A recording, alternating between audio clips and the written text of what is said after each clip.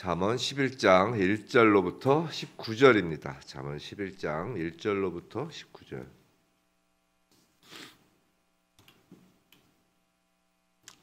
우리 한 목소리로 함께 읽도록 하겠습니다. 속이는 저울은 여호와께서 미워하시나 공평한 추는 그가 기뻐하시느니라. 교만이 오면 욕도 오거니와 겸손한 자에게는 지혜가 있느니라. 정직한 자의 성실은 자기를 인도하거니와 사악한 자의 패역은 자기를 망하게 하느니라. 재물은 진노하시는 날에 무익하나 공의는 죽음에서 건지느니라.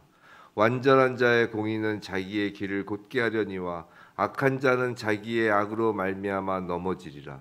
정직한 자의 공의는 자기를 건지려니와 사악한 자는 자기의 악에 잡히리라. 악인은 죽을 때 그 소망이 끊어지나니 불의의 소망이 없어지느니라.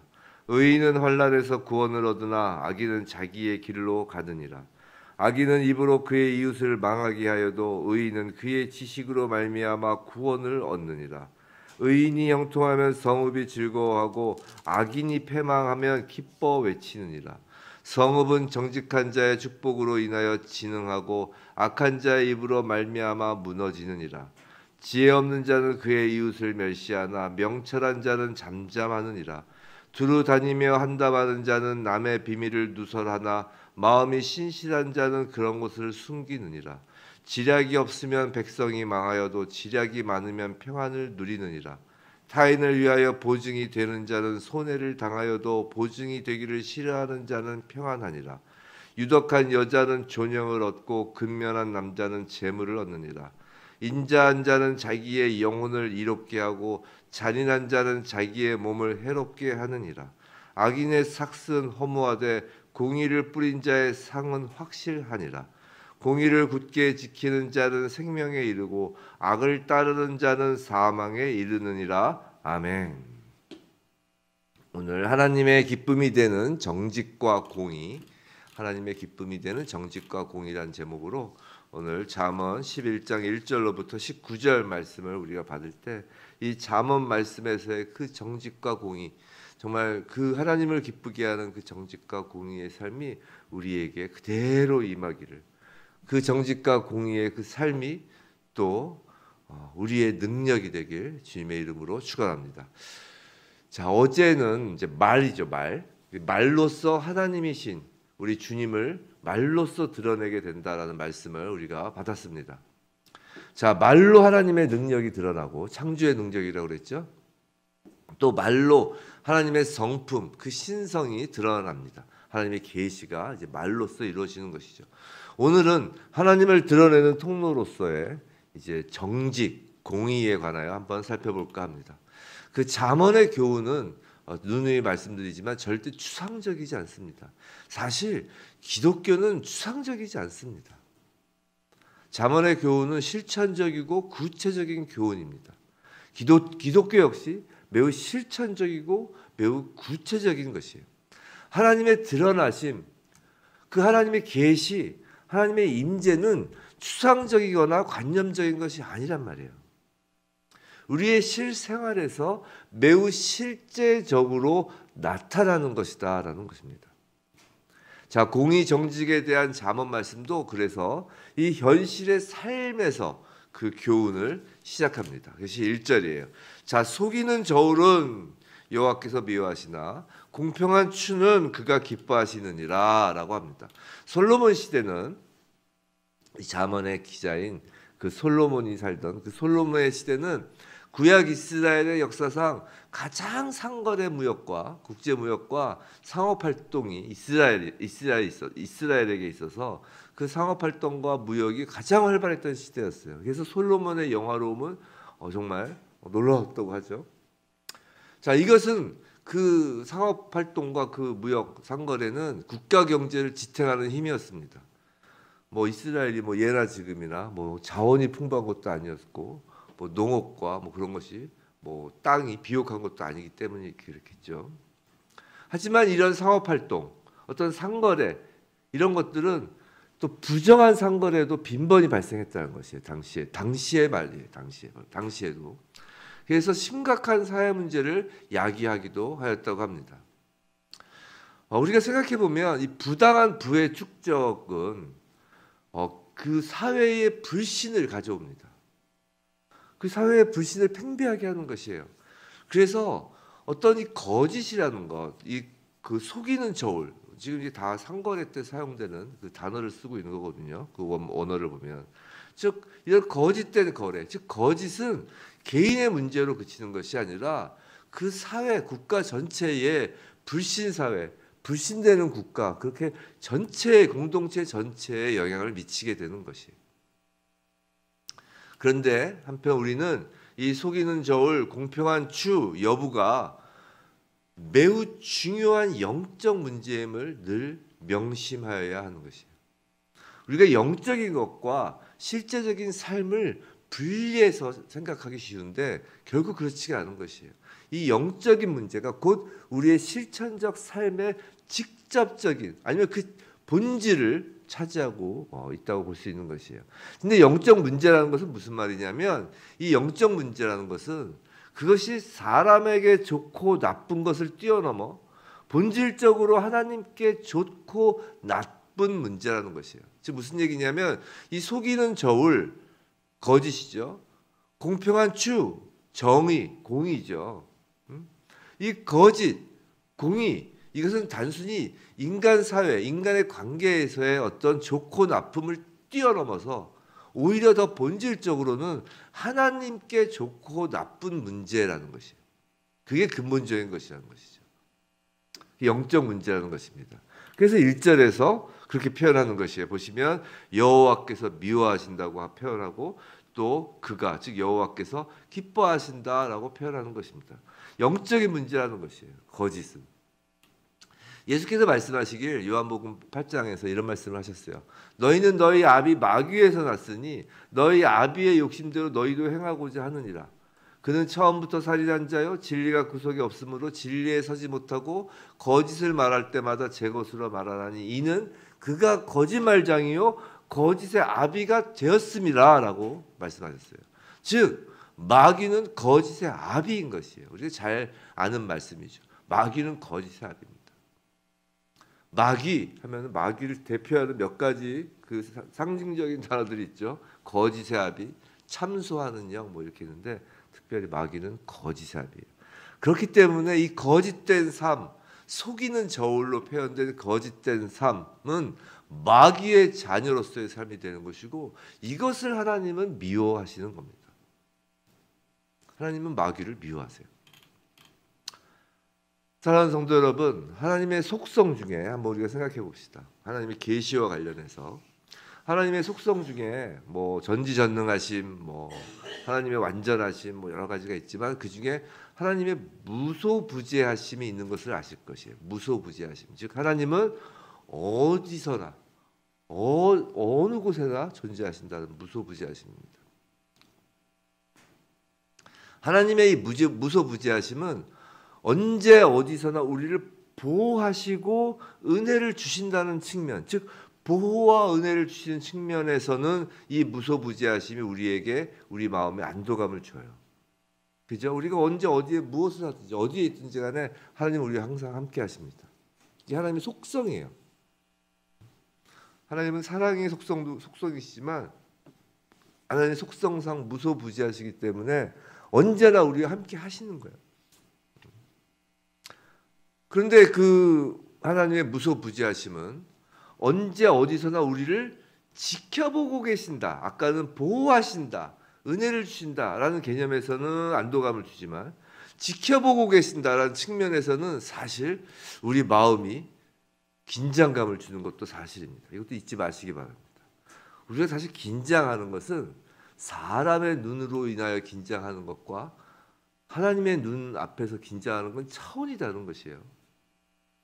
그래서 저울을 속이는 것은 사람을 속이는 것이기 전에 먼저 하나님을 속이는 것이고 하나님을 속일 수 있다라고 생각한다면 그 생각 자체가 바로 하나님의 무소부재하심에 대한 하나님의 속성에 대한 인식이 없는 거라는 거예요.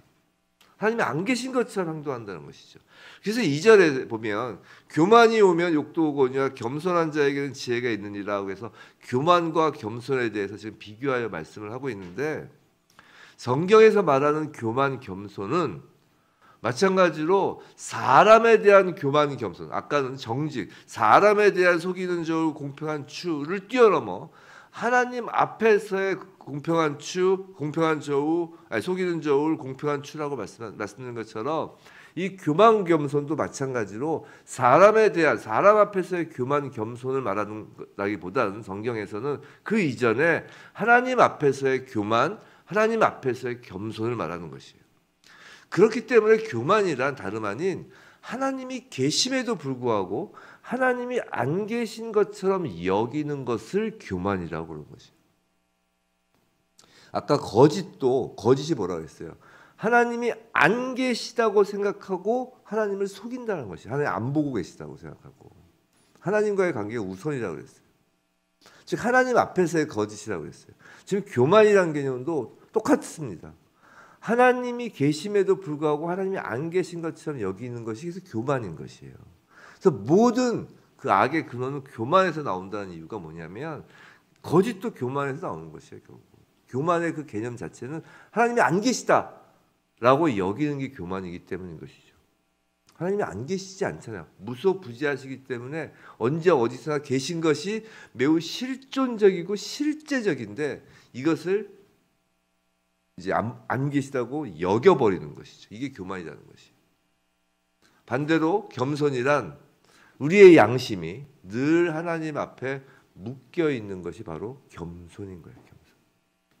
즉 하나님이 계시다라는 사실을 인정하고 그 하나님 앞에서의 삶, 쉽게 얘기해서 코람데오라는 것입니다. 3절 정직, 이 정직 역시 마찬가지라고 계속 말씀드렸습니다. 즉 하나님 앞에서의 정직이에요. 자, 오늘 본문의 주제인 정직과 공의는 다름 아닌 무소부지하신 하나님 앞에서 언제나 또 어디서든지 공평한 추를 갖는 것입니다. 그리고 그것이 하나님께 기쁨이 되는지 여부의 문제라는 것이에요. 핵심을 말씀드리면 내가 기쁜 것이 아니라 하나님이 기쁜 것인지를 생각하는 것이 정직과 공의에 대한 출발점이 된다라는 것이에요. 어저께는 말의 목적이 내가 목적이냐 하나님이 목적이냐, 하나님을 드러내는 것이 목적이냐 였다면 오늘 정직과 공의에 대해서는 내가 기쁜 것이 시작이 아니라 하나님이 기쁜 것인지가 정직과 공의의 출발점이라는 것입니다. 사랑하는 성도 여러분, 정직과 공의의 기준은 언제나 하나님입니다. 하나님입니다. 그리고 하나님이 기뻐하시는 것이 정직이고 공의예요. 자, 마지막 심판의 때에 하나님이 하나님 나라에 들이시는 것은 오직 하나님께서 기뻐하시는 것뿐이에요. 잘 생각해 보세요. 우리가 새하늘과 새 땅에 이제 궁극적으로 거기가 이제 목적지잖아요. 그걸로 이제 하나님 들이시는 거예요. 자, 하나님이 이 땅에 지금 이 세상에 인류의 시작부터 마지막 때까지 그게 뭐 수천 년이든 몇 년이 되든 그 전체 인류 전체의 역사 과정에서 이 인류 전체의 그 공간 속에서 시간 속에서 하나님이 이제 하나님 나라에 들이실 것을 셀렉트하시는 거예요. 셀렉트하시는데 하나님 기뻐하시는 것만 셀렉트한다는 것이죠. 생각해 보세요. 우리도 마찬가지 아니겠어요? 정말 그 마지막에 아니면 집에 불이 났다고 칩시다. 불 나면 안 되지만 옛날 그런 말을 많이 했잖아요. 집에 불 나면 뭐 하나 갖고 나오겠느냐. 자기에게 가장 귀한 것, 소중한 것을 들고 나오잖아요. 마찬가지로 하나님도 마지막 심판의 때 하나님께서 기뻐하시는 것만 탁 취하셔서 하나님 나라에 옮기시는 거라고요. 근데 이제 문제는 하나님 나라에 옮기실 만한 기쁨이 되는 사람은 애초에 없었다는 것이에요. 애초라는 건 아담 이래 단 한 명도 없었다는 거예요. 그래서 하나님께서 미리 하나님이 기뻐하실 것을 계획하시고 예정하신 사람을 이 땅에 두었다는 것이죠. 그것이 이제 구원받을 자, 선택받은 자죠. 여하튼 하나님의 심판할 때 하나님이 하나님 나라에 들이시는 것은 오직 하나님께서 기뻐하시는 것뿐이에요. 그렇기 때문에 4절 후반부를 먼저 보면 공의는 죽음에서 건지느니라라는 것이에요. 아까 공의로움이 하나님께 기쁨이라고 그랬죠. 즉 공의로움으로 하나님께 기쁨이 되는 자들이 죽음에서 건져지는 것이에요. 근데 앞에 4절 앞에 보면 재물은 진노하시는 날에 무익하나라고 합니다. 그런데 재물은 하나님의 기쁨에 되지 않는다는 것이에요. 생각해 보세요. 재물은 사람에게는 기쁨을 주지만 하나님께 재물이 무슨 기쁨이 되겠느냐는 말이에요. 천하 만물이 하나님 소유인데 말이죠. 천하 만물이 하나님의 소유인데 재물이 하나님께 기쁨이 된다는 건 하나님을 정말 몰라도 너무 모르는 것이죠. 그래서 우상신들은 우상 숭배하는 그 우상신들은 재물을 좋아해요. 가짜니까 가짜 신이니까 재물을 좋아해. 그러니까 재물을 좋아하는 신은 가짜예요. 그래서 옛날에 제가 어렸을 때 저희 어머니가 한번 그런 얘기한 적이 있어요. 우리 집이 예수를 믿지 않는 때임에도 불구하고 저희 어머니가 좀 이제 좀 그런 쪽으로 좀 밝으셨거든요. 뭐 이제 뭐 점을 치는 사람, 뭐 무당 그런 사람들 이제 분별하는 것을 좀 하셨거든요. 근데 저한테 하신 말씀이 그래요. 귀신도 처음에 이게 무당한테 귀신이 들어가면 무당이 막 잘 맞추고 하는 귀신이 있어요. 귀신도 뭐 점치고 사람 앞날도 맞춰 뭐 과거도 캐내고 뭐 이렇게 귀신도 능력이 있어요. 귀신의 능력이 있잖아요. 영이니까.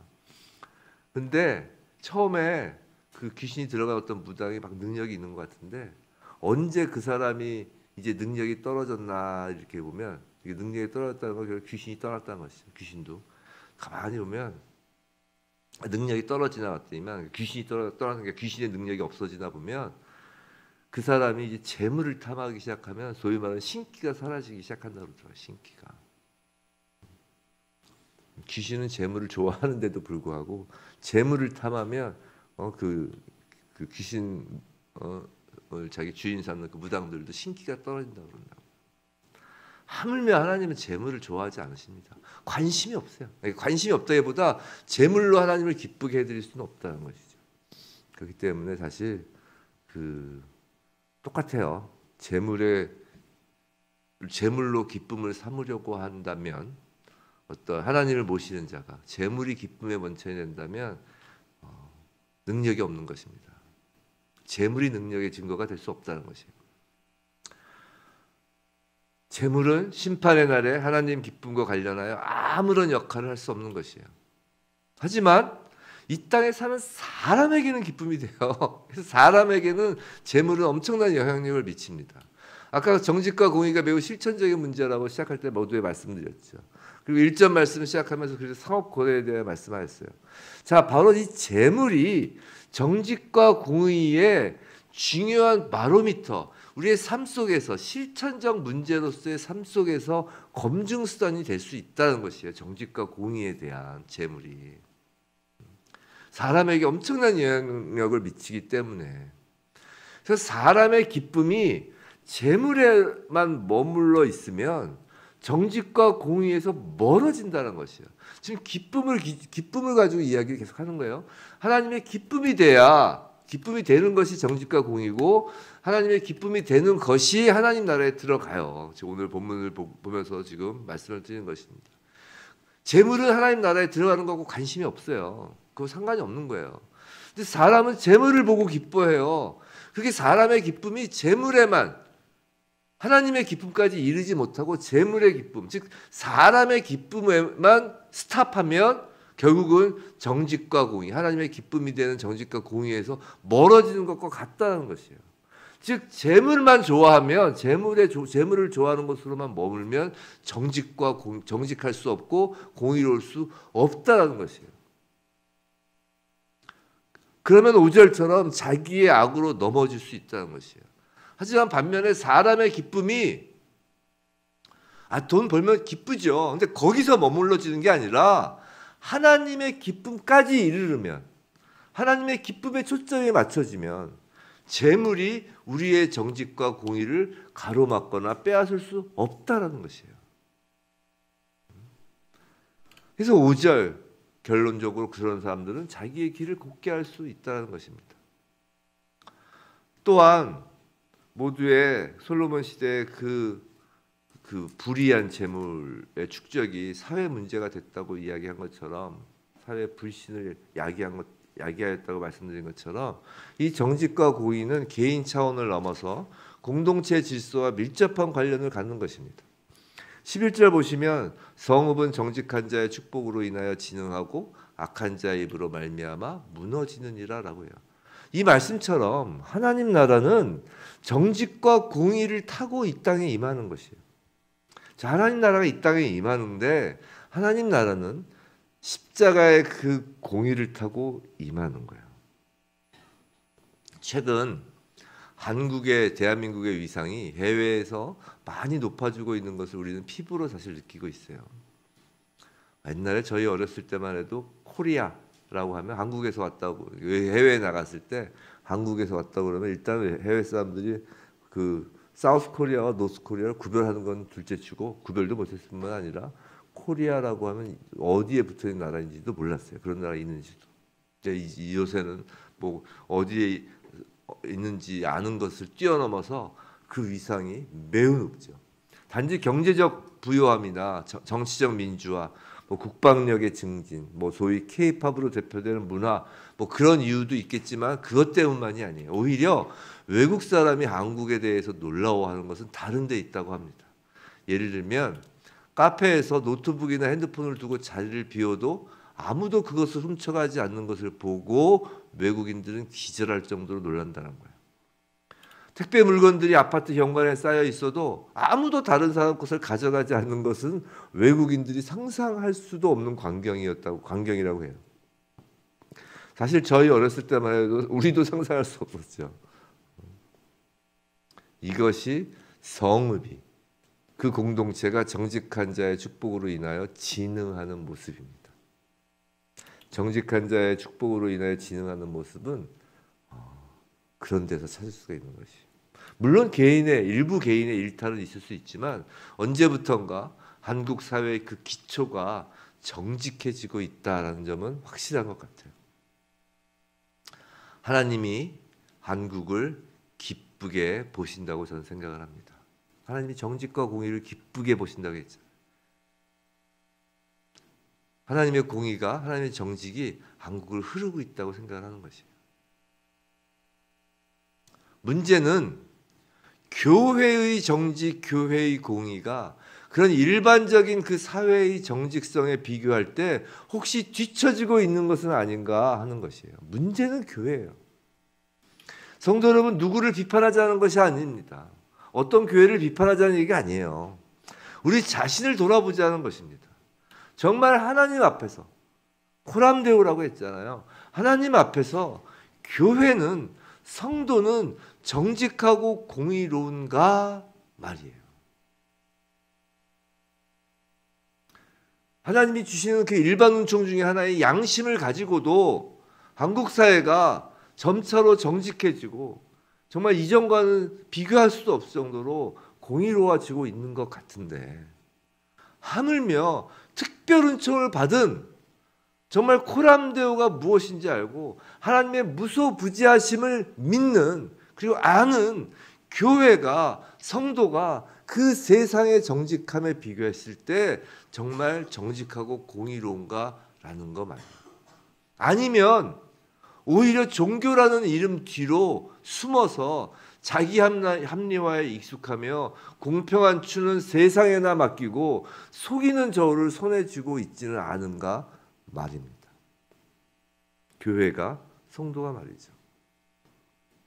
교회는 오히려 하나님 앞에서를 누구보다 잘 아는 공동체이고, 성도는 그것이 삶으로 드러나는 자이어야 하기 때문에 오히려 세상보다 더 정직과 공의에 민감하여야 함에도 불구하고 과연 현재의 현실이 그러냐는 것입니다.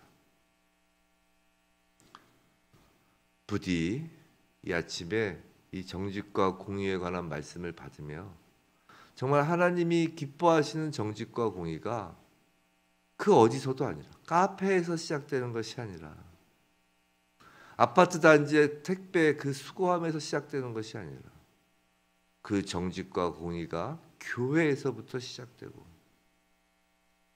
카페에 풍성이 넘치는 정직과 공의가 아니라 사람의 눈 앞에서의 정직과 공의가 아니라 교회에서 하나님 앞에서 가장 정직과 공의가 풍성하며 교회가 바로 세상의 빛과 소금이 되길 주님의 이름으로 간절히 축원합니다.